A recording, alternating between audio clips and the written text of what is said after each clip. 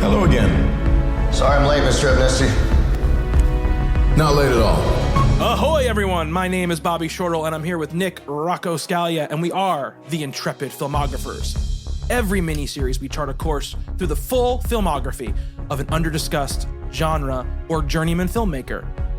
In this expedition, we do our best to try and be explorers, using our years of film knowledge to help guide us, but always being open to discovering new things about the medium we love so much. We are currently embedded in the films of Joseph Kosinski, and today we submit to his last film, the 2022 thriller Spiderhead. And I ask you, Nick, do you acknowledge? I was going to ask if your drip was on. If we have our verbal ace going tonight, it's going to be great. We always have our verbal ace going, Nick. Man, I got to tell you what, to not bury the lead here a little bit about this film.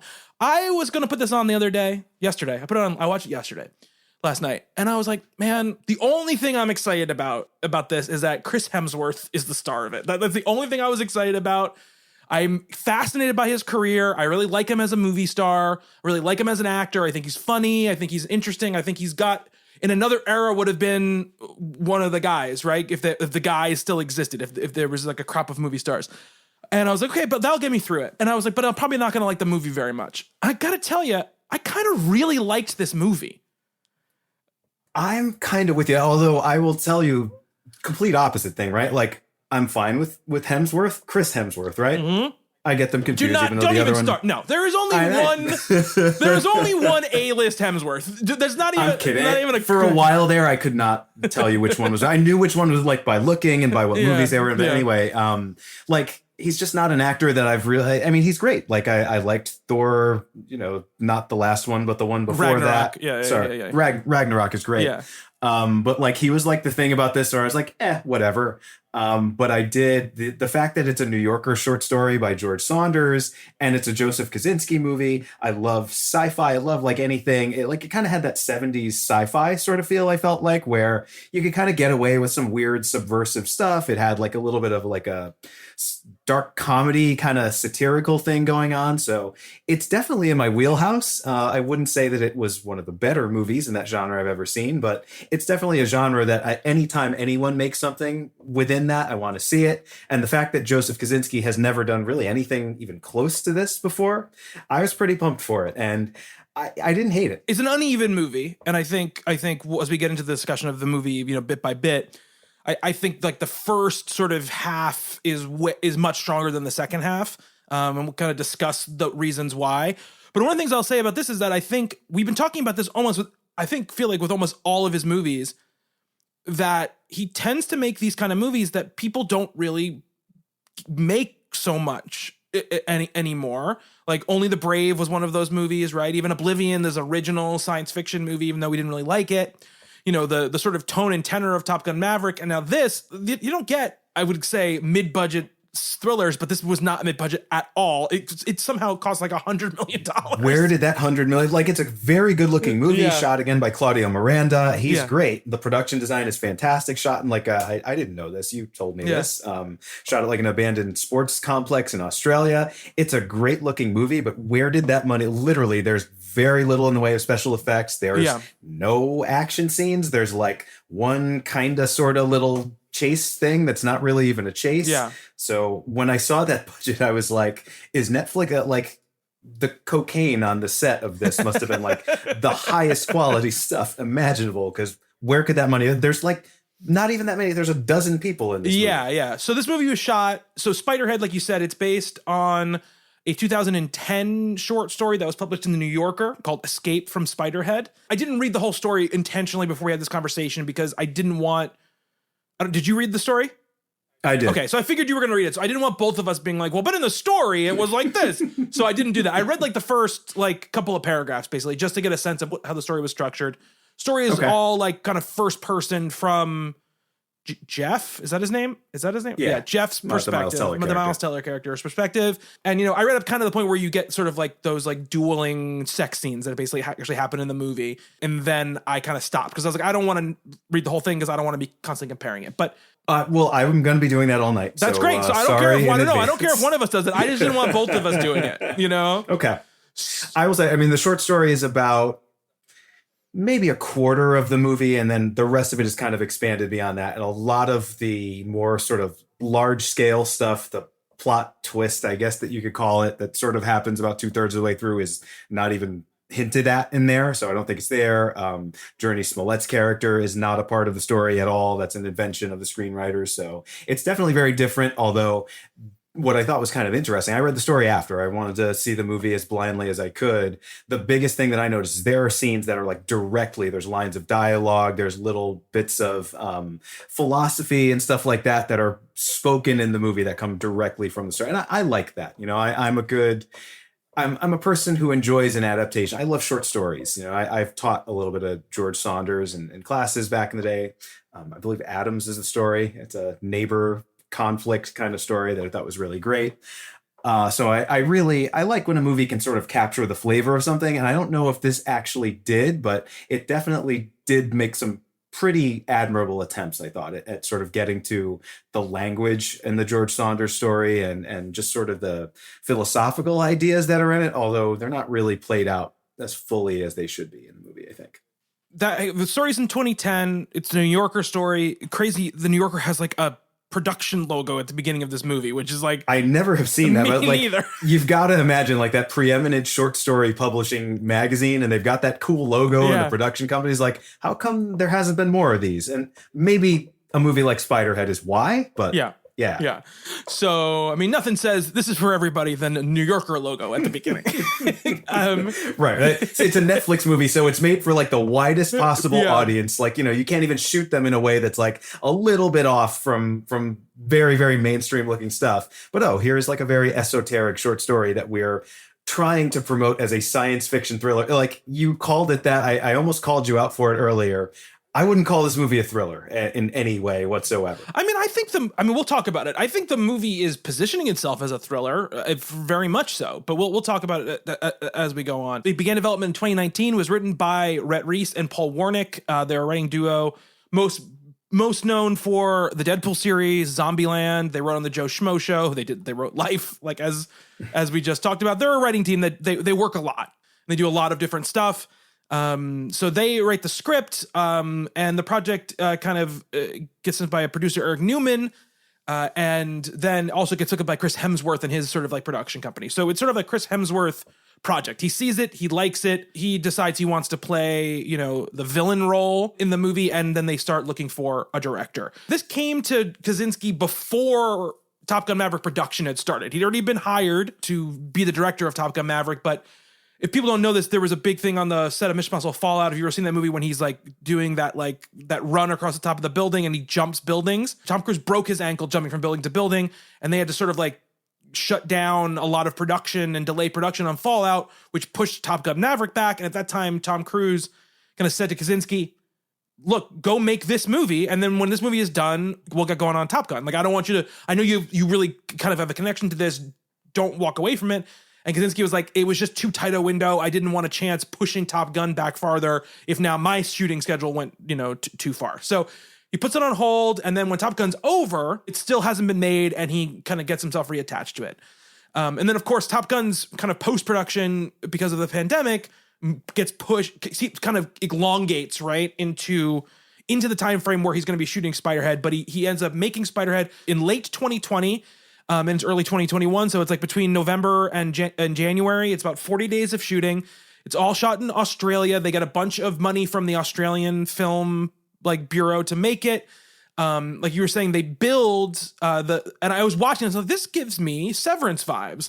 And sure enough, Jeremy Hindle, the production designer, worked with Kosinski. And I think a lot of the money goes to this, which we're going to say, right, is the entire interior set is actually one big connected set in this sports complex. So all the rooms connect to all the rooms the way they look in the actual movie, which I think is really, really cool. It allows them to control the situation a lot. It allows them to kind of go with the guidelines of the COVID shooting stuff at that time. That's why it's 40 days of shooting over like almost 4 months, because they can't shoot every day at that point. I was going to say too, there's like a lot of movies, you could almost call it a genre unto itself. I wrote a review of something years ago. I called it COVID Core. Not too many years ago, because we're only talking about like post 2020, but it's like these movies that are made under these conditions. So they're all very different genre-wise and story-wise and things like that. But you have this limited number of actors. You have basically one location. You can tell, like, going back, maybe 10, 20 years down the road, we'll be able to do like an assessment of the COVID movies, right? Yeah.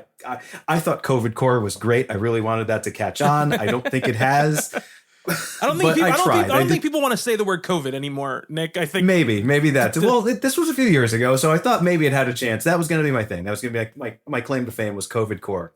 But I do think it's a very sort of specific way of making movies and just a very specific thing that these movies do. That especially when we don't have to really think about that anymore, we're going to be able to look back and identify them. I mean, I saw this right away. Like I wasn't even aware of the circumstances of it when this was made. It's like, oh, this is one of those COVID movies. Not that there's anything wrong with that. I think it's interesting, these little periods in film history that are sort of directly affected by the circumstances of the time, like stuff made during wars and things like that. And this is one of those. So I just, all those little things along the way, I always sort of enjoy. Yeah, it's interesting. I mean, it's just interesting because it's like they don't make movies in this way anymore, with this small of a cast, with these contained locations, with these big of actors, with like A-list celebrities in them, for sure. Exactly. So I think that's what belies that what you're saying, like your COVID Core example. And so they shoot it there. They build the sets in Australia. They shoot all the exteriors in Australia. They built part of the exterior of the Spiderhead that you see in the movie in this island in Australia. And they filmed there for 40 days, and it cost $100 million. And yeah, we're going to talk about it. There isn't that much, again, surprise, surprise, this movie that probably no one has ever spoken about very much outside of like the couple days after it was released, because it is a Netflix movie. So they go to the graveyard once they come out for the most part, unless they're just giant smash hits. There isn't much information about it. I did end up watching I tried to find interviews with Kosinski talking about this. And I read some interviews, and they did their usual sort of like press rounds. So there's like, Zoom interviews with all the cast, with Collider, and with all the other kind of like. There's a New Yorker story that's basically just patting themselves on the back for having published the original story. Like, hey, this is going to be on Netflix, and if you like it, you should go back and read in the New Yorker. They give you the issue and everything. I don't know. It is available free, and I don't know. I feel like if you're at all interested in this movie, read it at some point. It's a really good short story. And in fact, a lot of what you can find on this is architecture magazines and architecture like slanted stuff being like, let's talk to Kosinski about how he designed this thing. Because this thing is designed to the teeth, right? And it has this, I think I mentioned the dossier that they talked about, the designer talked about having all the walls be sort of canted. So it felt sort of off-putting, but at the same time using all of these like warm colors and sort of this mid-century modern sort of like furnishings and looks and stuff like that to make it feel homey and warm, so that you sort of had this competition between how the thing looked and sort of the menace that sort of you can feel at all times brewing sort of under the hood of everything that's going on. Kind of the same vibe I get from shopping at IKEA. Right. Yeah, exactly. Yeah, absolutely. Yeah, absolutely. Oddly reminded me a lot of a movie that was a huge hit on Netflix that came out last year, which was Leave the World Behind, the Sam Ismail. Oh, I still need to see that. Like thriller, which is also like a kind of a very small scale thriller with huge, amazing cast, right? And I feel very similar about the two movies, where I feel like there's issues in both movies, but it's just nice that there are these little kind of smaller scale, I'm going to call it a thriller, Nick, type of thing. All right. I don't know what else you would call it. Like, it's not a drama. It's a dark comedy? Yeah. Well, it's not funny. It's not funny, though. I think tonally it has some major issues, and I think that makes it very difficult for me. But like, I don't know, I never felt there's like a couple of moderately suspenseful scenes that we kind of know how they're going to play out. So I never got like, well, whether or not you were thrilled by it doesn't mean it wasn't constructed as a thriller. But like, I know that Joseph Kosinski is a good enough filmmaker where if he wants you to feel some tension in a scene, he can do it. Right. And I never felt like he was going for that here, but we'll get into all of that. I was going to say the movie that, and it's been so long since I've seen it, since it's not good at all, but like, wasn't Michael Bay's The Island very similar to this in some ways? Well, I mean, there is a lot of, yes, in some ways, but The Island is more like Logan's Run type of vibe. Right, but that's kind of the vibe I got from this too. Yeah, for sure. Like 70s satirical sci-fi. Yeah. We talked about that a little bit. I mean, Logan's Run, the name wasn't popping in my head. But yeah, I mean, this feels like a Black Mirror episode. This feels like a Black Mirror episode. It's really what it feels like. And a lot of like the snarky reviews about it were that's basically what they would kind of throw at it, right? Which is that it just feels sort of like it should just be a Black Mirror episode. And then it's got about enough plot for that. It's could be a very solid whatever anthology series like the Twilight Zone remake they did or something like that. Like it's got some potential in that form, but there's not enough story. I don't think this is long for what it's an hour and 45 minutes. I was like, it's an hour and 45 minutes. This could have been like 82 minutes. I mean, we're going to talk about it. I think, we'll get into it. We'll get into it now, actually.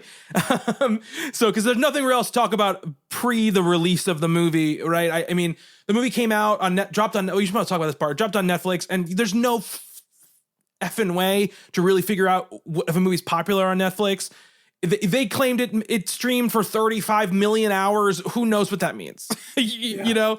Right. I mean, when I started watching this, because I know Netflix has data on this, I know YouTube does too. Like when you put something on and turn it off after 5 minutes, like how long do you have to actually have it on your screen for it to count? Not that long. Essentially, not that long. Right. So I feel like people shut this off pretty quickly. Like when they saw that it just the vibe of it was what it was, and Hemsworth was doing the thing that Hemsworth was doing in this movie. I feel like a lot of people that were watching it just for him were probably like, okay, I've seen enough of this, and let's move on with our lives. See, I disagree because I think the first like 30 minutes, we're going to talk about the actual movie now. Oh, I think they're good. I think it's really Don't strong. Don't get me wrong. I think it's really strong. I think they're a little off-putting. Yeah, it is definitely off-putting. I mean, intentionally so. But I think if you were watching like the autoplay trailer for this movie, I think the trailer does a pretty decent job of being like, this movie's going to be kind of weird. Oh, I haven't seen it. Okay. Yeah, the trailer is very forward about like, this is a weird, there's something weird going on. It is very much trailered like Black Mirror, which is obviously another Netflix, series. It's playing on those vibes for sure.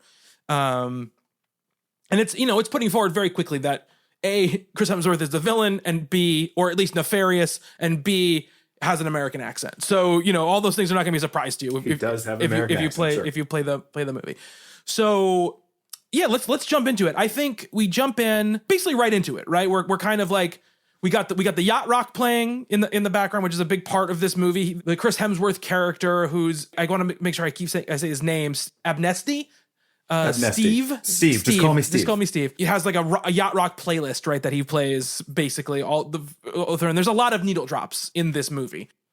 Good ones in my yes, effective. Maybe not all necessary, but I like yacht rock, so I was fine with all that. Using the opening song, I feel like really, and this type of music in general is a great way to be like, this is like chill out, hangout music, but we're again, we're kind of just like the setting is sort of juxtaposed to the themes and what's going on. The music is also doing that same thing, right? So it's trying to unsettle you a little bit by sort of luring you in with this, handsome man on this like gorgeous scenery. Scenery. The boat in this movie, unbelievable. Yeah. Those wooden, I think it's a Chris Craft. Oh man, I love those. When I hit the lottery or win $1 billion or this podcast goes like super Joe Rogan huge, that is one of the things I'm buying. This is, and I think I wrote my notes here. This is like Kosinski on full display, right? It looks like a watch commercial. It's like beautiful boat, beautiful scenery.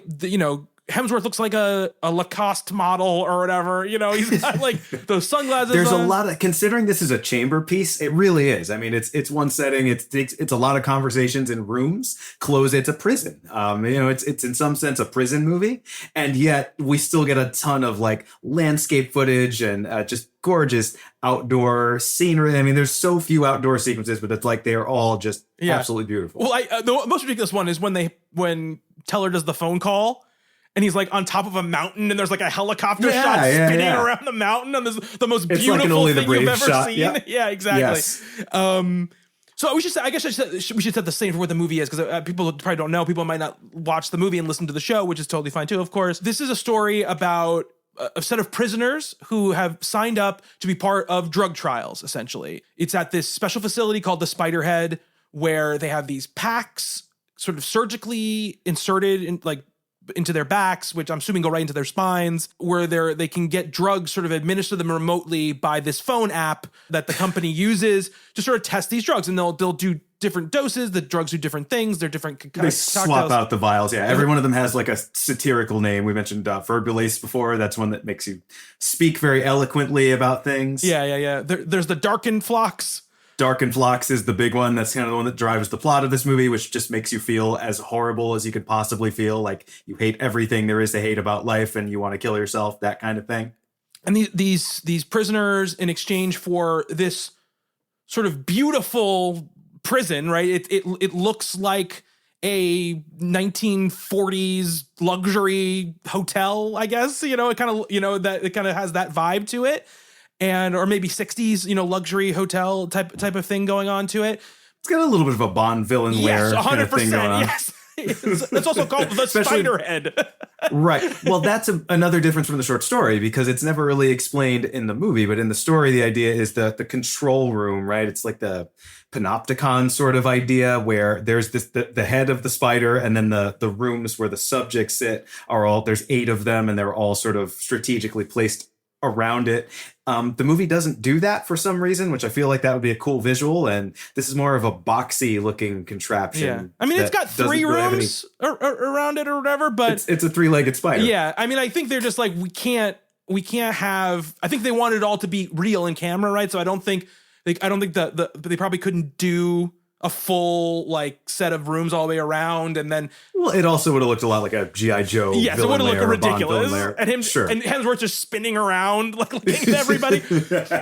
So they basically live in this really prison. There's no locks on any of the doors. They can go, except for the front door, basically. Yeah, basically no guards, no locks, a total freedom. And even the company that's running this thing, you can interact with them anytime you want. And you don't really have to consent, right? You have this pack implanted into your back, but they're going to ask you every time. And you can say no. It's like, when a cop pulls you over, you don't have to do everything they tell you. You probably should. It's one of those sort of situations. But it's interesting, do you consent? I acknowledge that. That's said a lot throughout this. So it's a very unique prison setup that almost doesn't feel like a prison at all. It feels more just like a medical experimentation facility. And we do learn that these characters have for criminal backstories, a little bit less harsh for the Miles Teller, the protagonist of this, than in the story. But, he's responsible for some pretty nasty stuff. Yeah. So they come to these drug trials, and essentially they're living out the rest of their sentences, however long they are, here until they're done. It's run by this guy, Steve, who's played by Chris Hemsworth, who he plays himself off as a member of this company that is taking orders from other people. I mean, we're going to spoil the movie anyway. The spoiler is he's the head of the company, right? He is the company, basically. And so all these experiments, all these things he's doing, all the harsh things he ends up doing are all his own devising, right? So, and that's where we go over it. Miles Teller is our main character. He is, this character who's had, like you said, a sordid past. He had a drunk driving accident, which led to the death of people that he loved. And now he's here. And then we have a couple other characters. We only really learn what one of the other people really did, right? The Jurnee Smollett character is the only one we really get a full explanation. We get the rumors of what everybody else did in that conversation between Smollett and Teller, but we don't get the full on with everybody else. We spent a lot of time with Steve and Jeff. They have such plain names. Steve and Jeff to start it out, right? We're getting a lot of sort of the everyday of what happens at the Spiderhead, right? They take Sky out, they give him this drug, they take him to this garbage dump and pump him full of this drug that makes him see it as this beautiful, wonderful place. And they're sort of taking notes the whole time, and they take him back. And then we get into this whole what's the life in the prison like, right? And he interacts with this Jurnee Smollett character who is the cook, and we see sort of how the life goes along. So we can break it down beat by beat, but I'm wondering how you felt about this whole opening of the movie. I thought it was really intriguing. I mean, the vibe is definitely a little bit offbeat. There is, I think, the comedy, if there is comedy in this movie, and I don't think there's a lot of it, particularly from the Deadpool writers. I was expecting a little bit more winking and nodding, that kind of stuff. But I think the lighter-hearted stuff is all in this opening sequence. And, that scene you were just mentioning, right? Like what these drugs do. Like, I guess in some sense, this is a drug movie, too. It's a prison movie. It's a drug movie. It's like a Milgram experiment type of situation, right? That's very absolutely. much like what it is. Yeah. Yeah. Yeah. But we get a good sense of that. Like, I think it's all established very neatly, very well. I mean, it's like, I texted you about this when I was watching the movie. It's not a weird movie in the sense that you're not going to understand what's going on. Like, it explains everything that it's doing very, very clearly. It's not trying to pull the rug out from under you at any point. There's no like major twist like, oh, you think it's this, but it's actually this thing. There is a twist, but we've mentioned it already, right? It's just, the role of this Steve Abnesti character, just the fact that he's not a functionary of this company. He's not just the guy running the facility. He's the entire company, which we never see like anything else, by the way. It's him and his assistant. I forget his name in the movie. In the story, it's Verlaine, supposedly in the movie. That's also his name, but he's never called Verlaine, or like once he's called that. But we get a sense of how this all works, what these drugs do. And I think from this opening sequence, you just get the sense like, okay, so how are they going to use these drugs on these characters? What are the effects going to be? And there's a lot of that, right? And all of them have some kind of like mind control sort of aspect about them. So they're either going to make you have romantic feelings and sexual feelings for whoever the person sitting across from you in a room is, or they're going to make you just hate life and want to kill yourself, or they're going to make you be totally obedient or totally subservient, or they're going to make you really interested. Like if you do a job that is nothing but drudgery and it's totally boring and monotonous, it's going to make you think you're doing the most interesting thing in the world. So you just want to keep doing it and doing it, which some of these I think are a really good idea. And if they had them, I think I'd probably sign up for some of the trials myself. Like, I definitely see a lot of drugs in movies. I think I want to try that. The one in Dread, I want that one. The one that makes time last like really, really, really long. I'm sure it wouldn't be fun for too long, but I'd do some of that, Cersei Lannister drug from Dread. But anyway. For sure. By the way, the song at the beginning is the Logical Song by Supertramp. I couldn't remember the name of the Supertramp song it was. That's the song that opens the movie. And I think it's such a great way to open it, like I said.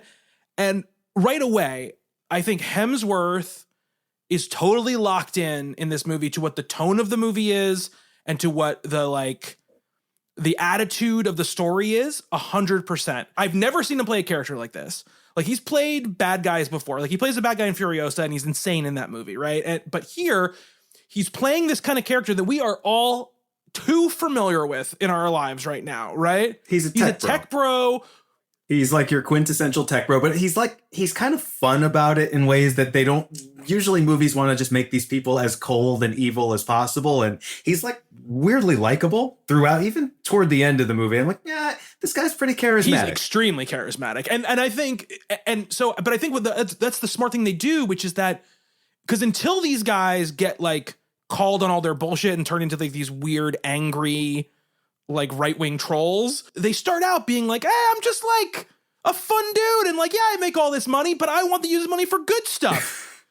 You're talking about real life. Yeah. And they're playing him in that way. Like, he's got this, like, he's super dangerous because he's got the delusion that what he's doing, the ends justify the means. And this idea too that somehow he's also kind of friends with these people. And I think he says that, and I think he really believes it. I think when he's like, I think he really likes Jeff. He really likes Jeff too. Like, yeah. Jeff is the one he keeps making do all these drug trials, and yet it's because Jeff is like he just likes hanging out with him. That is the person he wants to be interacting with. There's the interrogation room or the testing rooms, like the way this is set up.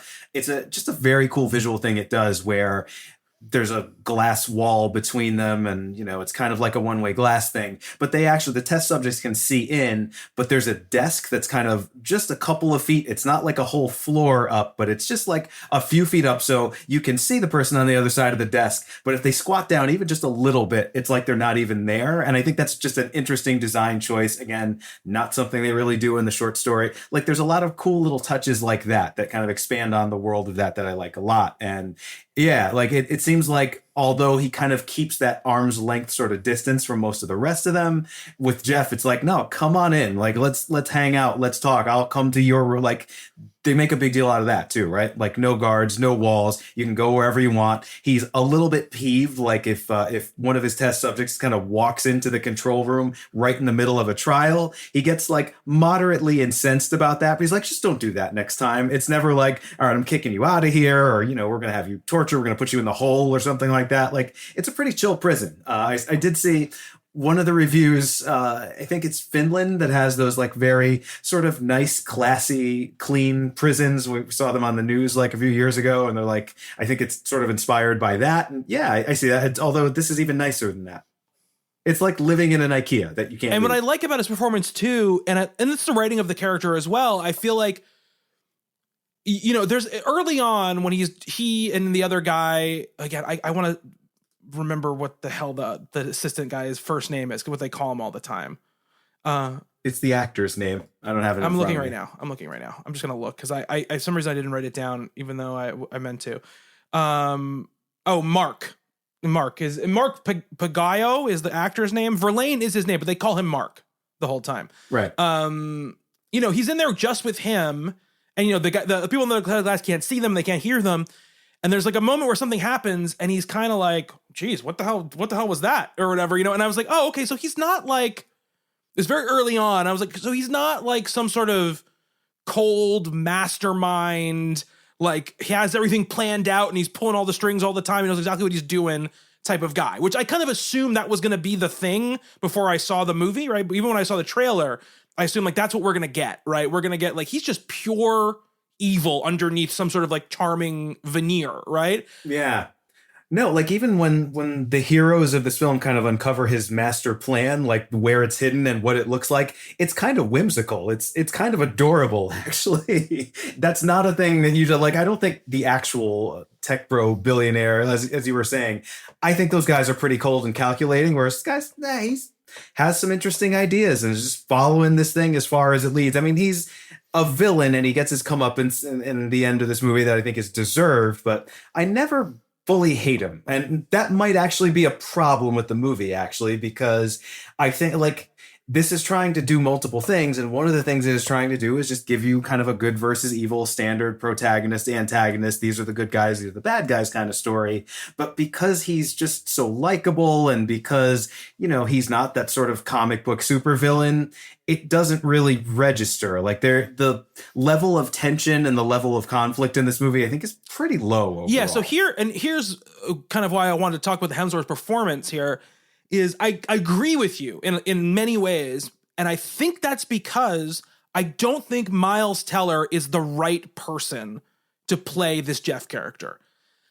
I agree. And we've talked about the last two movies we talked about. I have been very praiseworthy of Miles Teller, especially in Only the Brave.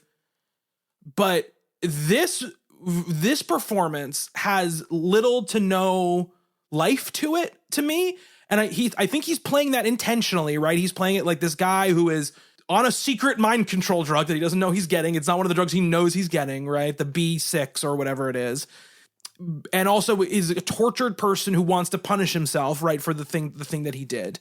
I get all of that. But when you're one of two people in most of all scenes, and the person across your scene partner across from you is throwing charisma fastballs every fucking second, you cannot be like, I don't know, that's not what I want to do. I don't want to like, I don't want to do the Darkened Flocks. You know what it's like for me. It was really hard. And I'm like, Miles, you got to bring it, because what little I did read of the story, right? It feels very, you know, I am Jack's pulsing gallbladder, like Edward Norton in Fight Club sort of edge is what you need from this performance. You need somebody who is like, is on the tone of what's going on. Like if this is Jesse Plemons, like we're cooking with gas, you know. I like that choice. Point, yeah, you that know, could work. Yeah. Somebody like that, somebody who's bringing, who doesn't.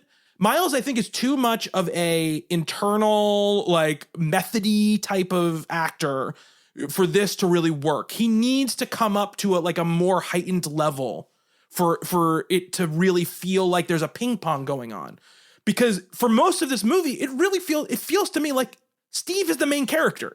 That's what it feels like to me. You know what I mean? Like, because even though you're getting a lot of scenes with Steve without them, like the scenes in his apartment, you're sort of getting this sort of idea, like, oh, when he's talking about people who can't like feel love, he's talking about himself, you know, like he's obviously got some sort of like sociopathic tendency or something to him because he needs this stuff. And he's got a little bit of a tragic backstory too. And it's a good scene. And I believe it, actually. I mean, he's kind of telling it to these prisoners and it easily could be a lie, but I don't know. I think it's an earnest enough movie where no, he's actually telling the truth about, you know, his father abandoning him, telling him he's taking him to summer camp and takes him to a foster home. Yeah. That's going to mess you up pretty good. It's going to mess you up for sure. Yeah, absolutely. So that's what, when I was watching this movie, that was the main thing I sort of was feeling. Not to talk too much about Severance, but and I'm not going to spoil anything about Severance. Don't worry. You're not going to listen to a Spiderhead podcast and get spoiled on Severance. But Adam Scott is similarly like very good at playing like charisma vacuum, you know, like, yeah, kind of a non-entity everyman kind of character. But there's enough funny about Adam Scott just innately that it still comes through even when he's playing like blank slate man. You know what I mean? There's enough archness to it, and there's no archness at all. Well, his boring is interesting. Like his Parks and Rec character is like that. Like the fact that he is that much of a square is what makes him sort of oddly charismatic about what he's doing. Yeah. And Teller doesn't have that here at all. And I would say like that sort of feeds into the Jurnee Smollett, who I think is giving she's given a performance in this thing, especially in that like last scene where she's getting tortured. But because Teller is so nothing, and we're supposed to kind of be invested in her by way of being invested in Miles Teller's character, I'm like watching her performance as almost like I'm watching an audition, you know, where I'm like, this is really good acting, but I do not feel for you. It's incongruous from the rest of the movie. I think there's a lot of elements that are incongruous, and that's one of them. She's playing this completely straight, completely earnestly. Like, let me ask you this question. I think this movie would have been a lot better if it was a lot weirder. Like, I do feel like the rough edges of this are kind of sanded out. And not that the short story, again, not to keep talking about that, not that that has like some crazy things in it that are like, oh, you could never put that in a movie. But I do feel like, you know, we were talking before the show about like a Jean-Pierre Jeunet or a, you know, one of those filmmakers who can kind of do dark and funny and offbeat, like a Terry Gilliam kind of person, I think would have had a lot of fun with this. Whereas Kosinski, as much as I like what Kosinski does, I feel like he never sort of nails down what this is supposed to be. And it does have this sort of very mainstream feel about it that doesn't really suit the story at all. So we have these kind of dramatic scenes like you'd see in a straightforward, earnest movie like Top Gun Maverick or Only the Brave, and they really just don't fit here. Like, that's not what I want out of this movie. This was, again, I wanted this to be like the bizarro world version of Michael Bay's The Island. Michael Bay, he made that movie, that right? was his first like major flop was The Island. Okay, I wasn't sure if he just produced it or if he was. Yeah, no. He was the guy on The Island. That was a huge flop. But I agree with you. It could have been weirder. But I also I don't think it's that many degrees off from a genuinely enjoyable, good movie. I just think that if the performances are tuned a little differently, like the cast is done, you got to cast it differently. Teller can't be the guy. It's got to be somebody else. I know he loves Miles Teller, but Teller can't be this guy. It's got to be somebody who is interesting to watch just doing nothing on screen all the time. And you've got to find somebody who can not necessarily do the same energy as Hemsworth, but someone who can be as interesting as him when they're in scenes together. Like, I think that, again, the guy who plays Verlaine, I think he was good. Like, he had a little bit of that, like, offbeat energy to him throughout most of it. And at the end, which I think is the worst part of the movie, where the movie sort of becomes much more generic. That character becomes more generic, and it kind of is a shame, you know, at that point. And so, but you needed more heightenedness in the performances for that really to sing and to work. I think when you're seeing this stuff through the eyes of the Steve character, I think a lot of it works. Like the sex trials, I don't know what else to call them, you know, are like... Was that a Maze Runner movie? Yeah. It's the porn parody of the Maze Runner the movie. What's it? The Scorch Trials. Yeah, the Scorch Yeah. Trials. I think those scenes are very heightened, right? Because we've got like both the sex scenes are not meant to be like really erotic and sort of serious. They're They're very funny. They're like that 70s European look what we can get away with sort of art film sex scenes that are not necessarily meant to be erotic, but they are, they're funny. They're over the top. They're really, really sort of heightened. And I don't know. I enjoyed those scenes a lot. And then when things get kind of dark and scary in the testing room later on, I think those scenes are really good also. But they don't sort of fit together, but because this movie is what it is, they both sort of work. And I think it's what you're saying, right? Because we are mostly seeing those through the eyes of, from the control room, rather than these very earnest sort of scenes like where these characters are interacting outside of that setting, in their quarters, in the prison, their rooms, as it were. In the kitchen, we had a lot of that as well. And this sort of common area that we have, lovely little moment where this big hulking dude, Rogan, his name. He was fitting the vibe. I was like, okay, this guy is like he's over the top. Reading the George Saunders book that this story came out of. Like, I like little touches like that, and I think go harder on the satire. Like, that's the other thing. Like, this movie feels like a satire, much like a Black Mirror. But what's it actually satirizing? Well, I mean, it is. I think it is satirizing a couple of things. Is this about big pharma? Is this about sort of... I think it's about the type of guy that Chris Hemsworth is playing. I think it's definitely commenting on that type of guy, right? These guys that kind of think they're sort of godlike, right? Who think that they can solve the world's problems through money and they're the only ones. They've got the key because they're so smart and so rich and they're superheroes basically. They're living superheroes. And I think it's Mark that refers to him. It's when Mark talks about why he's there, he's a genius. I want to follow a genius. Okay. That was definitely a moment where I was I get what this movie is trying to do. I mean, I think even better movies would be ruined by that last voiceover couple of lines that happen at the end of the movie, which I think are just a travesty for what this movie is. I'm just why are we doing this? But the story does something very similar to that, but there's a much better reason for it. But I'm also sure the story is super biting, for the most part, satirically biting. I'm sure that's the whole story is. Not as much as I expected it to be, though. I guess I thought this was going to be a much harder edged satire. I get what you're saying. It is kind of a parody of the tech bro thing, but because he is so likable throughout the entire thing, and because the arc that he follows is just a pretty normal standard movie villain sort of arc, I don't know. I never really felt that. There's philosophical ideas in this movie that I think are really interesting, right? There's this moment, it's way late in the movie, whatever. We're not really going in order here, but there's this discussion about free will, right? Because as I said, all these drugs have this mind control property about them. And so the Miles Teller character, who has accidentally killed someone that he loves in a car accident, he's just doing something stupid. He drank too much, got in a car, drove too fast. He killed 2 people that he loved. It's a hat on a hat on a hat on that fucking scene. I was like, come on, guys. And that feels very much like a Reese, Paul Wernick, those guys kind of moment rather than a George Saunders kind of moment. But there's this great discussion about free will, and Steve says to him, these are I really do think he is trying to help people, right? I guess that's why I'm sometimes sympathetic to some of these guys. I gotta cut you off right there. But he's not. The revelation of the movie is that all of these other drugs are really just about the mind control drug, right? That's all it's really about. But his reasons for wanting to give people the mind control drug and use the mind control drug, villain shit, in his mind, they are benevolent. I didn't say this all made sense, but there is this moment where the Jeff character is like, well, so you're taking away people's free will. And what Steve says to him is, what good did free will do you? You killed someone that you loved. And that note is played really interestingly in the story, and it doesn't really follow through here in the movie. But those are interesting ideas. I like a movie that wants to sort of sink its teeth into some philosophy like that, and whether free will is a good idea, whether, human beings are responsible enough to not be controlled in some way.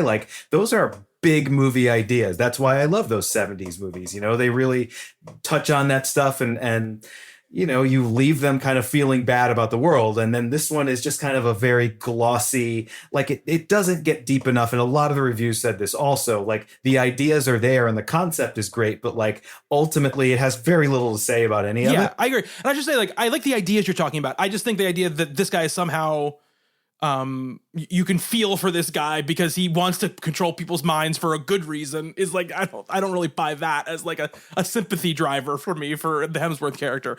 I think I do think the main thrust of the satire with him is kind of what you were saying before. You're like, well, I can't really dislike him that much because he's so charming and he's so nice. Like, that's the point, right? The point is, you know, these guys throwing out all this surface level stuff that everybody reacts to, you know, and it's the same thing with the drugs, right? They are these surface level things that kind of give us an illusion of something being good or something being bad or something being whatever. But on the inside, it's rotten, right? And he's inside, he's rotten, right? There is something rotten about him. He's treating people like animals, right? He's doing all this stuff to them. I don't think the movie dives into all the ideas that it could, right? But again, I do feel a little bit like that's people reviewing the movie for what they want it to be rather than just what it is, right? Which I think is an uneven but pretty entertaining like sci-fi thing. See, that's where I disagree with you. Like, I don't find it all that entertaining. I like the ideas, and I you know, if this was just kind of an empty movie, which it is, I think it's kind of an empty movie, but like the plot, what is the plot of this? You know, it kicks in the last 25 minutes or so of, I think, an overlong sort of movie. If it was just about the ideas and it was just like, you know, a discussion, like a hangout movie about philosophy, like a Waking Life with a little sci-fi prison movie kind of sheen on it, I'd be fine with that. If it was more of a weirdo sort of thriller, I'd be fine with that. It just kind of doesn't do any of that stuff for me, you know, and like, you can't really, I mean, the characters are not necessarily sympathetic enough where you care so much about them. So it's like, what is this? You know, who is this for? What is the reason for it? It's not that hard of a satire. It's not that biting of a movie. It doesn't really have these, I mean, the visuals are great, but it's not sort of this visual tour de force where it's like, well, just see it for the design. I mean, I've seen one episode of Severance and I loved it, and I should finish it, but I felt like I got so much more out of that one episode of that show, like the intrigue, the characterization, the drama, the conflict. There's so much of that in that one episode of that show, and this is the entire story, and I just never felt that. Yeah, but Severance is an all-time great show. Like that's the thing I'm saying. Like, I'm not out here saying this is like an all-timer of a movie, or even that it's a fully complete great movie at all. And again, this is sometimes where I think we're learning we differ on certain things. Is you give me like a performance like Hemsworth is giving me in this movie, every scene that he's in, I'm in. Like, I'm there for like the show, you know, like I'm there for like what is he gonna say? Great. Like, love it. I knew you would. You know, I'll say this. No, one thing I love in movie, because Hemsworth is one of those guys because of the way he looks, right? That you kind of want to be like, if this guy walked into any room, nobody would be like, oh, a normal man just walked in the room to speak with us. You know what I mean? They would be like stunned. And I like that two things. I like that he comments on his own looks in the movie. You know, I think that's a really like a funny moment. And two, I like that they show him working out. I like when they show people who are like in crazy good shape in movies working out, because I'm like, it's 5:30 in the morning. It's like, okay, at least I can, at least you're giving me some lip service to how this. Well, this movie seems like it's in on its own joke with that too, right? Like the cliche, the 80s movie of the very, very attractive woman who puts a pair of glasses on, all of a sudden she's a nerd. So they've got him, he's the male equivalent of that. He's wearing glasses throughout this movie, and he still looks like Chris Hemsworth. So yeah, the movie definitely plays that card. Yeah, absolutely. Absolutely. So all those scenes with him, I really like. And this is probably the key, the kind of skeleton key to why I enjoyed the movie overall. Is, like I said, I think the Teller character he has some good moments. I don't want to say like it's a bad performance. It's just not the right performance for this movie as it exists on paper, however it's made. You know, it's not the right performance for it. This is a tough tone to nail, I think, in general. Like, Hemsworth does a very good job with it, but it's not like the easiest thing for, you know. not Miles Teller is great, but like I do like him in those earnest roles. Like I think Only the Brave uses him perfectly, and Top Gun Maverick, to some extent, same thing. But those are like hard on sleeve kind of movies, and I don't know. I don't feel like he has that sort of subversive. Like I agree with you. I don't necessarily want to see him in something like this. This is a Ben Foster role. No, or get, Jesse get Ben Foster out of here. I like Ben Foster, but there would be no Spiderhead left. He would have chewed all the scenery until it was gone. But I think like what I do appreciate about this from like a directorial exercise from Kosinski, right? Because I feel a little bit like this is what it is, because he was like, okay, originally after this movie, he was going to make Twisters, right? What became Lee Isaac Chung's Twisters. He was going to make Twisters. He was developing it.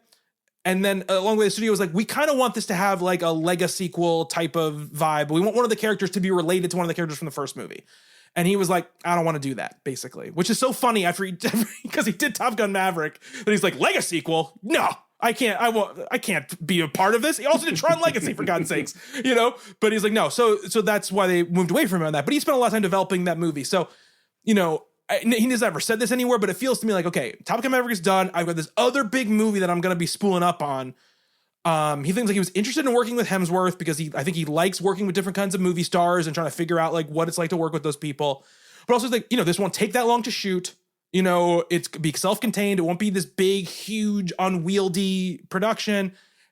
Because he's never done anything like that, right? I mean, we've seen all of his movies now. He is a big movie guy. He starts his career with Tron Legacy, which is just a, visual spectacle, epic movie all the way through, from like the openings, even the parts that could be a little bit more contained and a little bit more character drama. He blows right past that and gives us this like entire world that he creates. And he doesn't say like, not that Oblivion is great, but he does the same thing there right after that. So I definitely get the appeal to this for someone like Joseph Kosinski.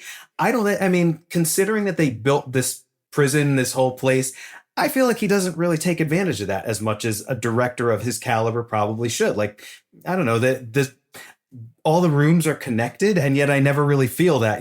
Where is the tracking shot that kind of takes you through this entire place? We never get it. And I think the reason for that is, to speaking to your COVID core thing, is I bet you most days there was no other actors there. And I bet they had to like limit how many people could be around each other interacting. And I bet long tracking shots in a place full of people were probably hard to pull off at that time. That's my guess anyway. Then why build the whole thing? Because I think he's just obsessed with that shit, man. I think he's just like, maybe, yeah. And like, I appreciate that thing. I appreciate that. Like, even if it's not necessary, I appreciate the commitment to wanting the thing to feel like a real lived in space. Well, we've got another Joseph Kosinski man cave in this movie. Yeah. I think every single one of his movies has the Joseph Kosinski man cave. It's Steve's apartment, which is like the head of the spider. I would love and to live there. Everything. So it's Maverick's hangar. It's this apartment. It's the Tron character's place. The under shipping the bridge container. there. The apartment in Oblivion, and then the hideout in the middle of the mountains. Whatever. Like the firefighter's base is kind of one of those places also. So yeah, every one of them could be like a GQ meets Architectural Digest kind of thing. And that is him. For sure. Absolutely. Another thing I do think is interesting is, I think, like you're saying before, I think he's trying to not do the big hard on your sleeve thing in this one, right? He's trying not to do like, we're going to give big speeches about, what it means to be a man, or what it means to be a pilot, or what it means to be a firefighter, or playing the football game good, like none of that stuff, right? He wants it to be a little bit more, like you said, that old, like kind of like 70s vibe of, more cerebral. But he thriller. can't completely do it, which I totally agree Yeah. with you. He cannot completely do it. And that's why, and I think when he tries to put that stuff into the movie, I think that's where the movie mostly stumbles and falters, right? Agreed. Yeah. Like, I think there's a universe in the movie where you play off both Jeff and the Jurnee Smollett's backstories with a little bit more of like a mean edge to like how they're being perceived. And I think it comes off way better in the tone of this movie. But like, you give me the big scene where Jurnee Smollett is like, I'm the woman who killed her child or whatever. And I'm like, okay, again, the performance is good. I'm not making fun of her performance, but yeah, agreed. The material there is so stereotypical. And it's also like, we already know it's not like Jeff is going to be like, well, now I hate you and I'm going to give you the torture drug and you're going to die. Mm-hmm. Like that's not Well, that's another philosophical sort of note that this movie plays a lot. It's the idea that, yes, all these people are criminals, like that Rogan guy who's reading George Saunders. Like, they talk about what he did, and he's a pretty bad dude. He definitely deserves to be there. Whereas Miles Teller's character, it was an accidental death to some. It's manslaughter, right? He's not a murderer. He's a drunk driver that kills like Hulk Hogan's kid. Would be an interesting addition to this whole milieu in this movie. But there's this thought that we meet these characters and one of the big things, as I said before, one of the things that drives the plot is there is this drug called Darkenflox that is basically you're torturing someone with it. Like, as soon as you administer that, you're putting them through the worst, worse than any sort of prison sentence could possibly be. And again, that's another thing that Steve kind of tries to justify. He's like, well, you don't know what these people did. I know what they did. And if I could tell you what they did, then you wouldn't feel so bad about, making them feel as bad as a person could possibly feel, which is interesting, right? It's the death penalty argument. It's like, how far, it doesn't bring anything back if you kill someone, if you put them through that. So is it worth doing? And the movie kind of addresses that. There's a few moments that make you think about that, but then, yeah, I don't know. Because the Miles Teller character is so sympathetic, and because he's not that, we kind of want him to get out of this okay. Interesting, in the story, he has a relationship with his mom. He's, one of the privileges, one of the reasons he's there. I get to Skype with mom on Fridays, and Steve's like, I'll take that away from you if you don't cooperate. So, I'm kind of surprised this movie being Joseph Kosinski earnest. Where's the mom character? Maybe they just couldn't shoot that, or maybe that was cut out or something. You're absolutely right. But I think what I love, and again, to keep it back to Hemsworth here, when he's doing those scenes where he's like, if you knew what she did, you wouldn't even care. I'm like, he just seems so petty and so shitty in those moments. It's like that scene. The one scene where I think Jurnee Smollett has a really good scene is that scene with him when he's like, I'm going to go talk to the committee and see if I can get you to not have to give him the Darkenflox. And then he goes out and just talks to Jurnee Smollett's character and bullshits there where he gets coffee.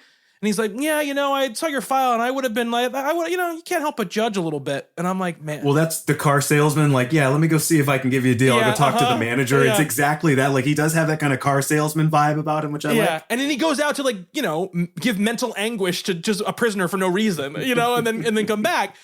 I really like those. That's when I think that, like I said, the tone I think is getting it right. One of my favorite scenes is that first scene. So after the two sex scenes, right? He kind of brings him in for the first sort of, the trolley problem almost experiment, right? Where he's like, here are both the women that you had sex with. You have to give Darkenflox to one of them or whatever. Right. Just to see if you have residual feelings for either one of them, or it's just the drug. And I think, is it during that scene where that guy is in the other room, stuffing his face with fucking food or whatever? I don't remember when that was. I remember it very well because it's pretty gross. Or whatever. Yeah. He goes ignore him or whatever. And I thought that was that is that's funny, right? That's heightened. There you can feel the Deadpool Zombieland writers thing sort of happening, right? Where he's where the guy burps and he's just like, don't worry about him. We're going to talk about this now. And I'm like, this is all really good, right? He throws up and it's how do you feel? Yeah. Hungry? He's like, all right. And he just starts eating again. Yes, eating again.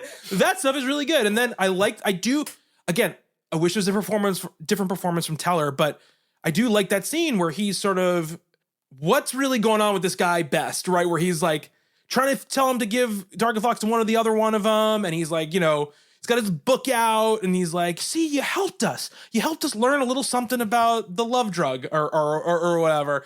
I liked all of that. His little notebook, he always shoves in that thing and locks the cabinet. And everything. And I do think that scene where Heather stabs herself in the neck is genuinely pretty affecting. That was the one really. I like that actress. I don't know if I've ever seen her anywhere before, but I thought that was a pretty good performance too. Yeah, that was one scene where I felt the stakes and I felt the pressure, and I really liked because they had Teller on that drug or whatever, where he really he was the verbal X or whatever it's called. Right. And he's like, she's gonna hurt herself, and I did this. It's my fault. And he's being so calm about it. Right. And he's just kind of. But he's expounding on it in this very sort of philosophical, very erudite way. Yeah. I really liked that a lot. And I think there is also where, again, knowing now that the whole set is all connected, the time it takes Hemsworth to get from the control room to the test room and back is a big part of that scene. Right. And it's like he's just running, like he's running across all, like you can see him running around the hallways. And again, you're right, they could have just faked it, right? He could have just faked it. But I like the idea that he didn't want to fake it, right? That there is a time and it takes to go. Hemsworth really has to run from one room to the other room. And I love that they show the video feed of him and he's like stopping running when other people are around. Almost like he's a kid in like a school hallway where he's like, he's running, and then somebody's coming in, like pretends like everything's cool. Like, no, I'm not freaking out about anything. And then he runs again. Now that I'm thinking about it, so in the control room where they're actually watching the test subjects, there's this beautiful spiral staircase behind him, which is a thing we've seen in other Kosinski movies as well, which I assume leads up to his apartment. But we never actually see him, like, there is no shot, do we? Going like up there or down there? Yeah, for sure. Yeah, absolutely. I don't remember that at all. Okay. Absolutely. Well, I love the spiral staircase. Yeah. I guess is what I'm Yeah, saying. absolutely. Wanted to see it used more. Yeah. I thought that scene was really good, and I like that, like the actress as well. I like the performance in that. It's a scene we've seen before, but I think it is because of the way Teller is sort of narrating it, and just the way it's played is not exactly the way we've seen it before. So yeah, it's a pretty good moment. Again, we said this before, but I think all those scenes where we actually see the tests happening, they're the best in the movie. Like the sex scene, the self-mutilation scene. The laughing scene that opens it up when he's like, that's great. Great scene. A really great scene. Oh, right. We didn't talk about the opening scene where this character that we barely see, is being told like the worst dad jokes ever, but he's been, the levels of this drug in his system that just makes you laugh at everything have been jacked up to such a level that he thinks they're the funniest thing in the world. And then they're like, okay, this next one's not a joke. It's just a fact. And then it's about like the genocide in Rwanda.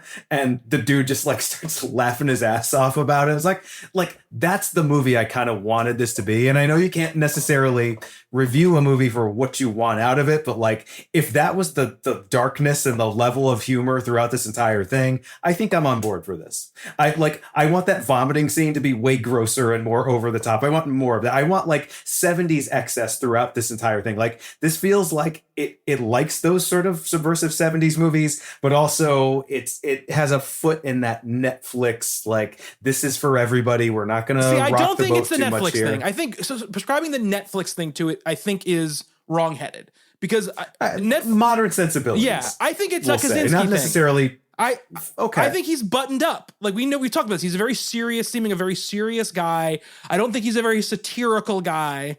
You know what I mean? And I think part of it. No, I don't think you'll ever see full frontal nudity in a Joseph Kosinski movie. No. But like stuff like Shitfinger, like that stuff is like the woman who was putting her shit all over the walls or whatever. Yeah, and I want more of that too. That? I'm like, give me more. I guess I want this. more of that, although I don't want that specifically. I could have lived without all of that. I mean, I think, but although there's one funny reveal at the end involving that. Yeah, with the woman when she chases him with the shit all over her hands is hilarious. Shitfinger, it's you. It's you. Okay, fine, but I don't think it earned. And he had sex with her, like whatever, with her shitty hands. And I do like again, it's one of these scenes where again, all these scenes get better when you insert Hemsworth into for a second. That scene where the two of them are at the table, right, and they're eating, and they just kind of like had sex or whatever, and they're realizing they're in love or whatever, and they're up late, and he's like, you guys are up late, and he's like kind of getting his stuff or whatever, and then he's like, you might want to stay out of the community food and whatever, like all right. Oh yeah, we got to do something about the community snacks. Yeah, community snacks. Yeah. So I was like, this is good. Like this is what this is more stuff. I want more of this stuff as well, right? But I think there's enough of it for me where I'm like, okay, I enjoy those parts enough. Where the stuff that's disappointing is disappointing. Don't get me wrong. I'm not saying it's not. But I was more like, I was propelled because I was waiting to see the next testing scene. Because I knew it couldn't be that far away, right? We're never that far away from the next testing scene, right? So, well, again, the pacing is pretty good in this. Like, I think that is a thing throughout the Kosinski filmography. Every one of his movies, like, I've never been bored at any point watching any of his movies, which is, I think, a pretty impressive thing for a filmmaker. I know there's moments there. You talked about Only the Brave. Yeah, Only the Brave There's is a little bit long. Some slow sequences in that. I think this one's over long too. Yeah. But there's never a point where I'm like checking my watch, hitting pause, like how much left do I have here? And to me, like that's a pretty big thing, especially nowadays. Like I think a lot of filmmakers, it's just whatever. The audience is there or they're not there, and I'm gonna just kind of let things play out. I don't know. There's a tightness and a pacing to these movies that I think it benefits all of them. Yeah, I really liked the scene where Hemsworth and Teller are like in Hemsworth's apartment and they're on the laughing gas, the laughing drug or whatever. And that's where you learn about Hemsworth's like tragic backstory. and all that kind of stuff. I thought that scene between them was really good. It's another thing he does really well is male bonding. Yeah, he does. Absolutely. And I've seen it in a lot of his movies. Absolutely. And I think it just felt having a character like Steve's character who is putting up such this like kind of slimy veneer a lot of the time, for him to be fully sort of open to him. I really enjoyed that quite a bit, because it doesn't really seem like he has an angle there, right? Other than he wants. No, and I was saying before, there's a sincerity to that scene. And I think that's very hard to play. Like it's a very good performance. As I said, I'm not the hugest fan of his, but I like him in this movie. I do think he's capable of things beyond, he's more than Thor. He's so much more than Thor. I wanted to run through this really quick, and we can in this, because I don't think we have much more to talk about this movie. So, I can run through this. I just want to give you my sort of like pitch on why I think Hemsworth is kind of the most interesting of those guys. Not somebody like Downey, who obviously had a whole career before he did the Marvel stuff and is this amazing, interesting actor, right? But these guys who sort of like made their supper doing the Marvel stuff, right? All the Chris's, all those people. Hemsworth, right? First of all, he's fantastic in that one scene in Star Trek, that opening scene in Star Trek where he plays Kirk's dad. Oh yeah, the previous captain. Yeah, sure. He's so good in that. But he does Thor, right? And he really tries, after he does Thor, to sort of like go after sort of like the traditional movie star leading man career. A lot of them are misses, right? But he does, he tries to do like a couple of action movies. Some of these are probably already in the can or already sort of like, being made. But he has the Cabin in the Woods, which was being made before he got Thor, but comes out after Thor. He's playing very well against type in that. He does Snowy and the Huntsman, which is not a good movie. You can see why he does Snowy the Huntsman, right? It's like, it's a big action epic, where he gets to play the lead, and they do a sequel with him, but without the female lead of that movie. So, I forgot. Yeah. That's the thing that existed. Yeah. It exists. Yeah, it exists still. He does the Red Dawn remake, which I think was already kind of being made before the whole Marvel thing picked up. Fine. But then he does Rush, right? The race car movie. That's a very good movie. It's a very good movie, and I feel like that's such a forgotten movie, and I really, really like that movie a lot. It's a very classic movie star drama to do, though. It's not a big action movie. I mean, it has the racing stuff, but I mean, it is facts-based sports drama. It's an adult movie, right? It's not a movie for kids, right? That's what I'm more saying, right? Then he does Black Hat, which is a notorious flop, but he's working with Michael Mann, right? So he's working with Ron Howard. Yeah, you don't turn down that job. You're not turning down that job, right? And he also does In the Heart of the Sea a couple years later, which is another Ron Howard movie, which I also think is a little bit of an underrated movie. I like that movie too. Nautical stuff. Yeah, that's right in my wheelhouse for sure. Again, another, like, we're going to do an adult movie here, right? Where I'm not going to just do all the franchise stuff, right? And he has like a very classical sort of look about him. Like, he's a movie star, so he can do that sort of old fashioned nautical, high seas adventure. He can do that sort of sports drama thing. I don't know. I guess I like him more than I've given him credit for. And then in 2015, 2016, he also does the thing which I think kind of unlocks a lot of what's going to come later, which is he does a couple comedies. He does the Vacation remake, another underrated movie. And he's very funny in that. And then he does the Ghostbusters the all-female Ghostbusters, the Paul Feig Ghostbusters, which is like somehow the most like firebrand movie that's ever existed, when it's just like a pretty good, okay comedy with like a bunch of funny people. He is hilarious. Have you ever seen that movie? I have not. Is he like, he's the male equivalent of Annie Potts' character, I think? But he's playing like a dum-dum. Like, he's the dumbest man in the world. That sounds pretty funny, actually. Maybe I'll have to see. He wears glasses with no lenses. Like, he's hilarious in the movie. He's just, he's truly great in that movie. He does that. We talked about Thor Ragnarok, right? He has all the Marvel stuff still going, right? So he does Bad Times at the El Royale, where he plays the villain in that. Very interesting. Again, he's very good in that movie. His one, I think, really like, where he's just like, okay, I don't know much longer. The Thor thing seems like it's ending because Avengers Endgame's coming up. He tries to get a new franchise, which is Men in Black International, which obviously does not work, right? It does not work. It's a bad movie. It flops horribly, and it just does not work out at all. At the same time, though, he also has these extraction movies that are going on Netflix, which are incredibly popular, which I don't know anybody who's ever watched them, but they've made 2 of them and people love them, who watch them.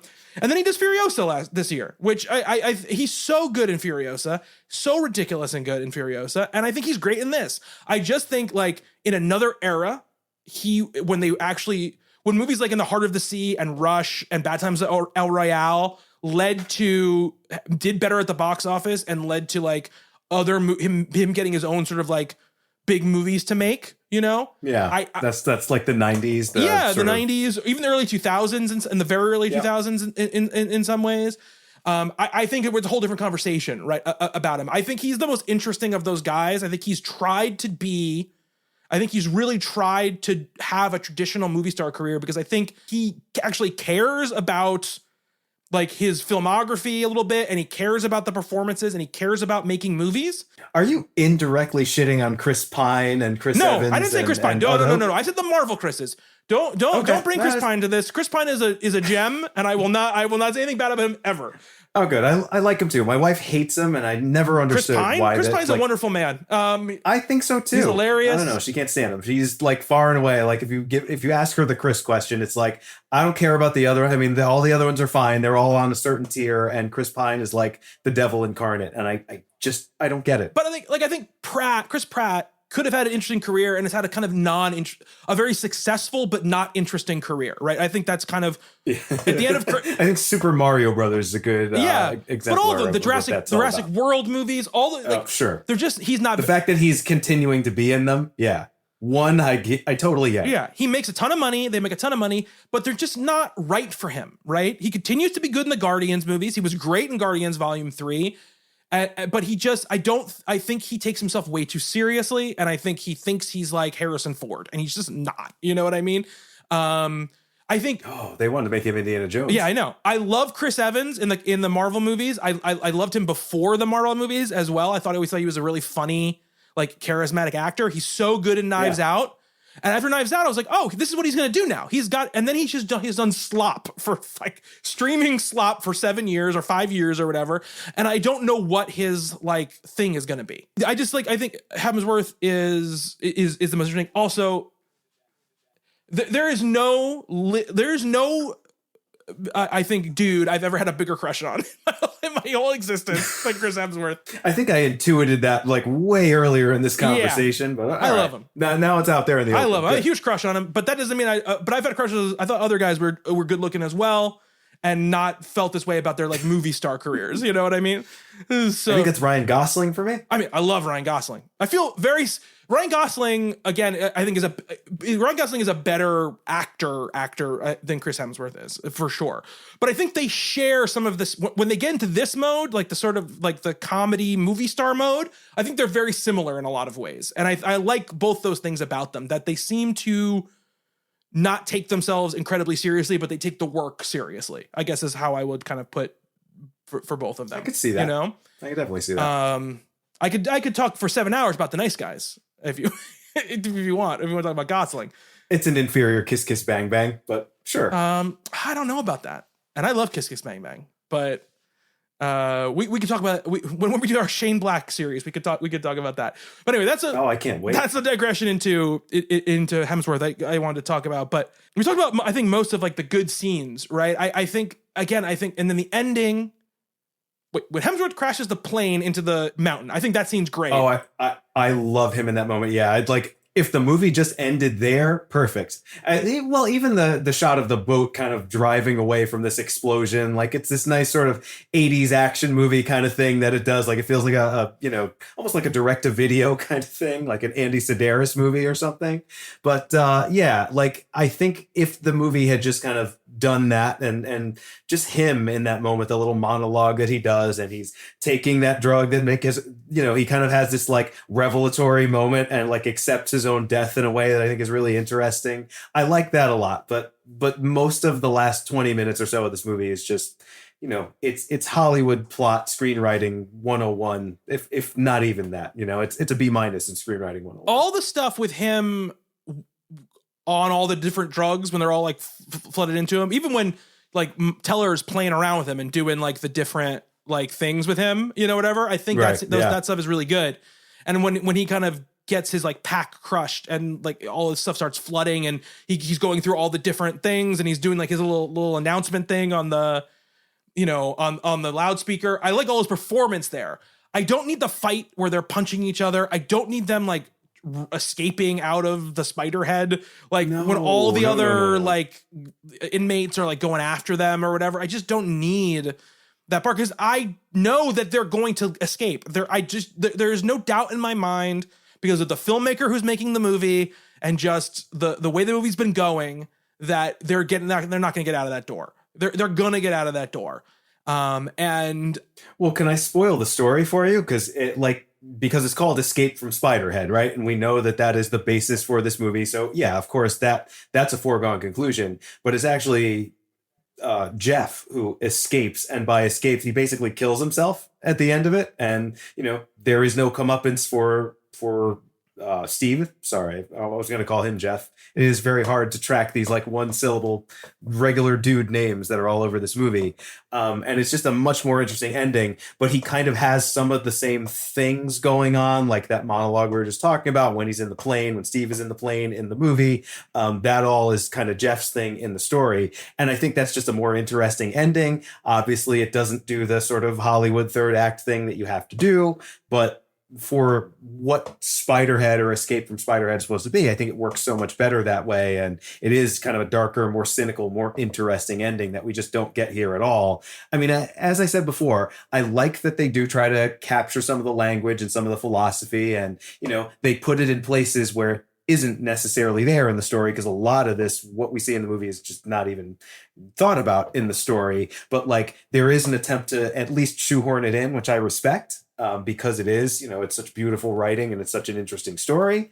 But I just as soon as I saw those police boats coming up, that the authorities are swooping in and they're going to end this whole experiment. Like, it's the one that they show the boats on a screen. I'm like, I hope they didn't actually have boats. I hope those are CGI and we never actually see them. I mean, it costs $100 million. It better be real boats. Yeah. Well, I didn't know that at the time. So I was like, okay, maybe they just got some stock footage of some boats. But no, we get the beautiful Joseph Kosinski shot of these boats like pulling up this beautiful Australian coast. I'm like, okay, I guess they just had to do it. Yeah, I agree. I mean, I think the suicide angle could have been interesting. I don't think it would have fit in the way this movie had been going. But I think if they had just tricked, Steve and had him flood his pack or whatever, and then they had just like kind of walked out, and it kind of been more like, Truman Showy, where it's like, well, we don't know are they going to be okay? Who knows? Like they're going out of this world and what's going to happen, but yeah. And they're both prisoners, right? Like, they both did something. Yes, but remember, they throw in that line where he goes like, you were actually released 7 months ago. Like, and she got a parole hearing and she's off. And I'm like, so they're just setting up that they're going to be, that no matter what happens to them when they leave here, they're going to be fine. Kosinski doesn't want us to have any questions in our head, thinking about anything when the movie's over, Yeah. Because the thing is, like, the ending could have been weird and dark because, like, it's not like this movie needed to be in theaters and make $200 million. No, and if you've made it that far into the movie, then I think just go with it. But I bring up Leave the World Behind again. Leave the World Behind has a very weird, dark ending, and I think that this could have done that very much so. That's why I think this was mainly driven by the filmmakers. I don't think this was driven by Netflix or anybody giving them an ending. I think this is the ending that he wanted to do. And I think that it is what it is. And I feel like they probably go like, well, we do need some sort of like action scene at the end or whatever. And I'm like, if you're going to do an action scene, it should have been better than them running through a hallway with people chasing after them, essentially, is like really all that happens, in the movie, in this sequence. Like, the Hemsworth crashing into the thing with him talking on the radio is so good. That's all I needed. That could have been the end of the movie. Like you said, and you could see the boat driving off. That's fine. So then we have, and who knows what's going to happen to them. But I was also struck, like, if you're going to bring the police boat angle into it, like, these police are the most feckless people in the world. They just let this guy take off in an airplane. And they're like, oh, look, there's an airplane taking off. And then they just let the other people just drive out on another boat. And they don't say anything. They don't even say anything to these people who are escaping this place. They're coming to, like, to bust the owner of it or what have you. But I really liked that, like I mentioned, the Hemsworth thing at the end where he crashes into the thing. I think once we get to the Jurnee Smollett in like the torture chamber part to the end, I think other than the scenes we've talked about, I think it's just I think the movie falls apart a little bit in that last like half an hour because it just tries to be too conventional in that way. And to me, this movie was never about like, are they going to escape? Are they going to like go No, be together. You know, like, and I said it before, Yeah. like the emotional stakes of this movie, they're just kind of not there. So I don't need any of that. Like I go dark, go weird, go satirical. Just don't. It's unnecessary. And again, the length of this is a problem, not because it's a long movie, just because there's so little plot. And like once you kind of get what it like, I don't know, maybe this movie needed a little more mystery. It just doesn't feel like it's ever trying to do that. You know, like it kind of spells out for you all of its themes, all of its plot, all of its ideas, and they're interesting. They're always interesting, but it's never like, okay, what more do we have here? You know, even Black Mirror, even a lesser Black Mirror, there's something at the end of that episode where like, oh, holy shit, like that, this kind of recontextualizes things or something. this And robot you really has a don't get big that. knife.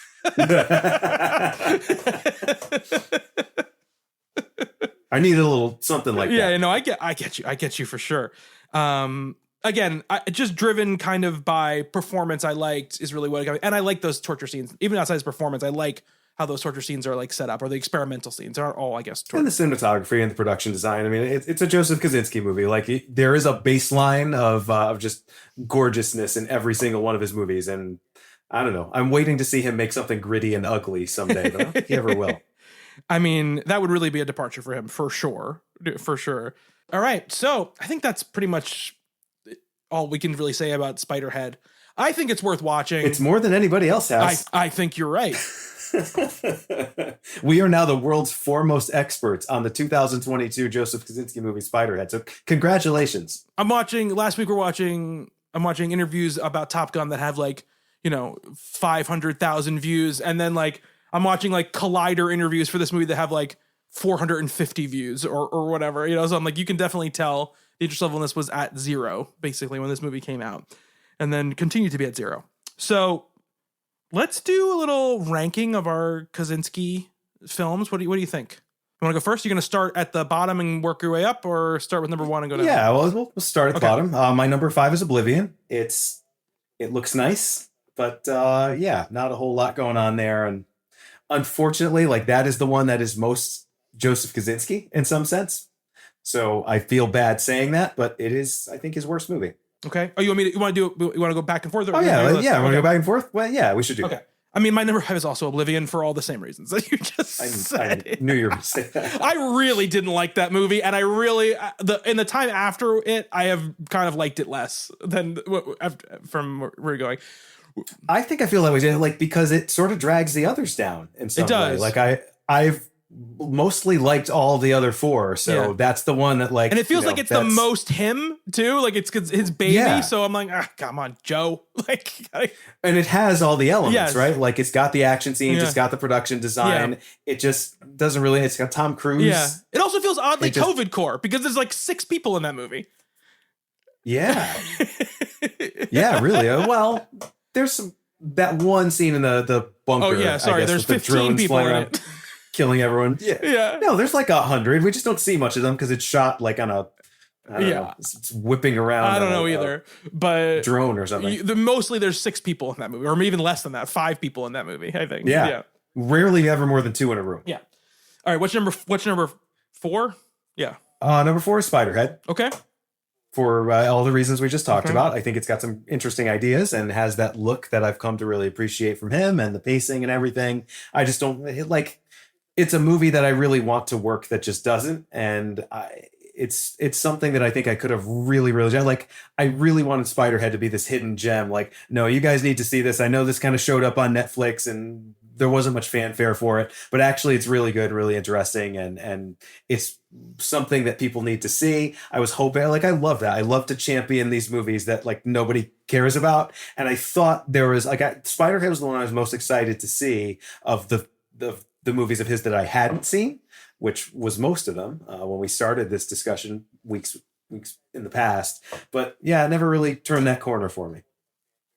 So I will qualify this by saying the other 4, I like all of them, and they're all very close for me, other than the number 1, which is, I think, far and away the number 1. So I think my number 4 is Tron Legacy, which is a movie I really like, and I still like it. I don't like it as much as I did in 2010 when I first saw it. We talked about that obviously at length in that episode, but I think it's visually really cool. It's a really good first movie. But I think it's not all there. And I think that's going to be, I think for a lot of his movies, I think that's sort of my main criticism of them is there's like 2/3 of a great thing. And then 1/3 of a kind of thing where I'm like, could have worked on this a little bit more, Joe. Like this could have done a little more with this. So anyway, that's my number 4.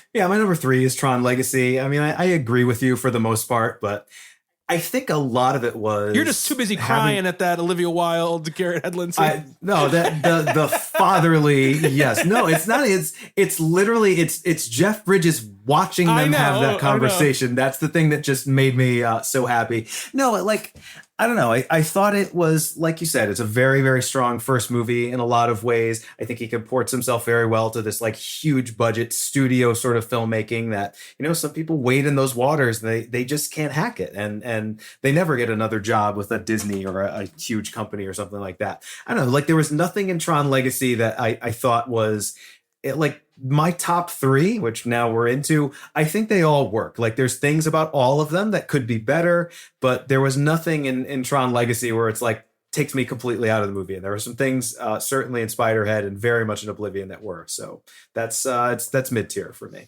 My number 3 is Only the Brave. Okay. I knew you were going to say that. Yeah. I think a lot of the problems you have with Spiderhead, I think I have similar issues with Only the Brave, and it just in like the more like, I don't think all the heartfelt stuff works, the way that it should. And so while I like it and I like some of the performances a lot, and I think it looks really nice, it just, there was something about just missing for me, like the whole time I was watching it. So that's why it's my number 3. Okay. That's my number 2, Only the Brave. And yeah, I mean, it's honestly like I think Only the Brave is a very, very good movie. Had there not been the number 1 that we both are going to say is the number 1, the number 1. Yeah.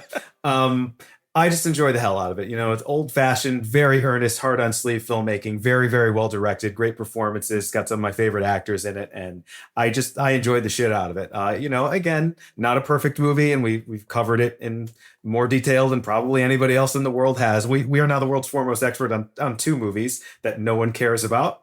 But I don't know. I liked it so much. Plus Jennifer Connelly, sold. Mm-hmm. Number 2 is Spiderhead. These are all Spiderhead, Only the Brave, and Tron Legacy are all sort of like 3.5 star movies to me. Somewhere between 3 and 3.5 star movies to me. They all out of 5. They all out of 5. Sorry, out of 5. Not out of 4. Okay. Not out of 4. Oh my God, no. Out of 5 because they all have things I really, really like, and I'm like, oh man, I love this. And then, like I said, stuff that I just don't really like very much at all. So they're all sort of mixed bags for me. But the stuff I liked about Spiderhead, I sort of liked more than the stuff I liked in those other 2 movies. And the thing I didn't like about it, I guess didn't bother me as much as in the other ones. Okay. So that's for me. And then number 1 is Top Gun Maverick, of course. Which I think we knew, like... Yeah. I would have been very, very surprised if going through this process, if we found a better movie in his filmography than Top Gun Maverick, like where did that come from? Wasn't going to happen. And again, like I think he is a major part of why that movie is as good as it is. But like I think Top Gun Maverick is also, it's this incredible collaboration. Like he's very good at bringing very talented people together. The editing, the cinematography, and the cast in that movie, they're like top tier all the way through. So. Yeah, I mean, it would be very hard for one guy, even a very talented guy like Joseph Kosinski, to top that. I hope he does someday. I hope he finds a way. Maybe this F1 movie he's got coming out next year, but I feel like he might have peaked a little bit early because he's a pretty young guy and he's got a lot of movies to make, and I look forward to seeing them, from here on out. But I think it's going to be pretty tough to beat, but that says a lot for that movie. It's a great movie. Yeah, it is a great movie, and it's his only truly great movie. I think. I think I'm even with you on that. I really, really do like Only the Brave, but I do think a lot of it is sentimental, and it's me and the stuff that I like. I think it just kind of touches on some things that I appreciate in movies, and it's the kind of thing that you don't see much anymore. And the cast, as I said, the cast that he brought together for that was pretty incredible as well. But yeah, I mean, it's definitely not in the same league as Top Gun Maverick. I'm looking at the cast of the F1 movie. Obviously, we got old Brad Pitt leading it. But Kerry Condon's in that movie. Javier Bardem is in that movie. Tobias Menzies is in that movie. Shea Wingham is in that movie. It's got some good character actors up in there. I will always watch a Shea Wingham movie. Did you have you not still seen that Dead Reckoning? Have you still not seen Dead Reckoning? No, I have not seen. He's the guy chasing Ethan Hunt in Dead Reckoning. I mean, I was going to watch it anyway, but yeah, no, he's totally so good. I love that Too. guy. He's bringing real Shea Wingham energy. From back in the Boardwalk Empire Yeah. days, I've been like ride or die for Shea He's Wingham. bringing real, I'm from fucking Brooklyn energy to that thing. Awesome. Yeah. So yeah, we have F1 in the future, but that's going to wrap our time with Joseph Kosinski and his 5 films. That's the first of our first exposition as Intrepid Filmographers, but we've got a new one set to go coming up. Do you want to tell the folks at home who we're doing next? Yeah, so we're going to switch things up a little bit. I mean, not era-wise, right? She's still, we're still talking about the modern-ish era of filmmaking, although this filmmaker that got her start, I guess that's a little bit of a clue who we're talking about here, before Joseph Kosinski. We're going to be doing the films of Karen Kusama, who started things off with the indie film Girl Fight, and has kind of worked her way through it. Like, her career is interesting in ways that Kosinski's is not, because she kind of has made some things that really didn't go over well, and some things that, had to do almost a comeback sort of thing. So I think it's kind of a more sort of bumpy road that she's on, but ultimately, like, she's not the commercial, like literal commercial filmmaker that he was, where she did have a major sort of indie non-studio success. She didn't jump right into making a huge Disney sequel right at the beginning of her career. She didn't. She had the indie film first, but then she got thrown into the fire right after that. So just so everyone knows the filmography, and of course we'll post it on socials and stuff like that so people can follow along. But Girl Fight is her first movie. Aeon Flux is her follow-up. Jennifer's Body is her third movie. The Invitation is her fourth movie. She has a short film which we'll try to cover this. We'll talk about it in a film called XX. XX. Yeah. And then Destroyer, which is her newest film. And then we're also going to cover the pilot of Lady Jackets, which is Yellow Jackets. Yellow Jackets, Lady Jackets. They are ladies, but yes, Yellow Jackets. And sure. We're going to cover the pilot of Showtime's Yellow Jackets. I'm excited for that because I think I'm going to watch the rest of that show. It's a great show. The first season is great. Yeah, the first season especially is really fantastic. So we're going to cover, what we'll do is we'll cover her 5 feature-length films first. We will do Girl Fight, Aeon Flux, Jennifer's Body, The Invitation, and Destroyer. And then I think we'll do one episode that kind of contains both the Yellow Jackets pilot and her short from XX as sort of like at the end of that. So, because I don't think either one will be full episode material, most likely. But I'm really excited about talking about her.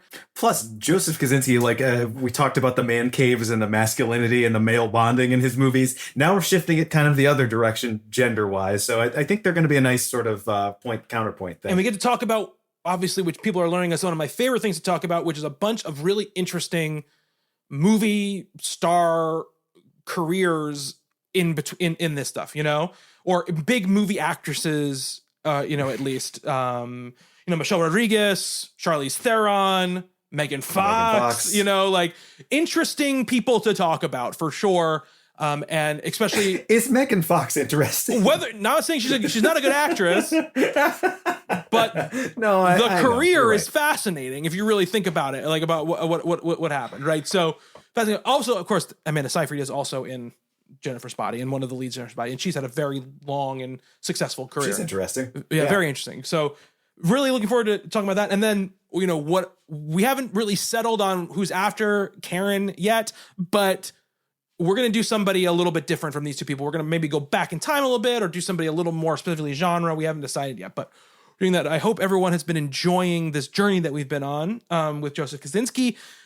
We've been recording these episodes sort of like, in a vacuum for the last couple of months now. And, for us right now, we've sort of wrapped this miniseries and the miniseries will now start launching for us. So I'm very excited to hear what people think of it. If anybody listens, and if people who do listen, what they think of it. Well, if we still have a world in which people can listen to podcasts, I don't know. It's a very volatile thing happening. Last week we said, like this crazy historical event happened, and look, just wait till next time. I'm sure something else will have happened, and sure fucking enough, it did. Totally did. So who knows? Like, I don't know. Someone maybe will hear this someday in the future. Yeah. If not, I had a good time. Me too. Well, talk about leave the world behind. Yeah. No, you have to watch that just to do it. You can find all our stuff. We're going to collect everything kind of on a Substack. So intrepidfilmographers.substack.com. For right now, I might try to get redirect an actual domain to that, but for right now, that'll be that. You can subscribe to the podcast on all podcasting, feeds. But if you go to Substack and you sign up for free, you can, you'll get emails or whatever notifications you want when we post any podcast, or hopefully we're thinking about, doing some writing and stuff like that as well. So, basically anything that's Intrepid Filmographers will be found there, and it's one good, easy place to find everything. So check that out. And Nick, thank you so much for going on this first expedition. Thank you. It's been a lot of fun. I'm so glad I finally saw some of these movies that I probably should have seen back in the day. Me too. Me too, my friend. Until next week. Thank you, Nick. So what we'll do is I'll say thank you, Nick. You say thank you, Bobby. All right. Oh, all right. Sorry, I forgot to tell you. I'm so Nick. I thought you were just gonna cut it off right there. No, my brain is so broken. I'm so used to doing this with people that I've done like 150 podcasts with that like we just do. It's something we always do. My verbulase just ran out anyway. They turned it off, and now you couldn't think of the word. You couldn't think of the word, Nick. Like, what is your name again? All right. Until next time, thank you, Nick. Thank you, Bobby. And thank you to everybody who has been listening. Until next time, be good to one another. Later.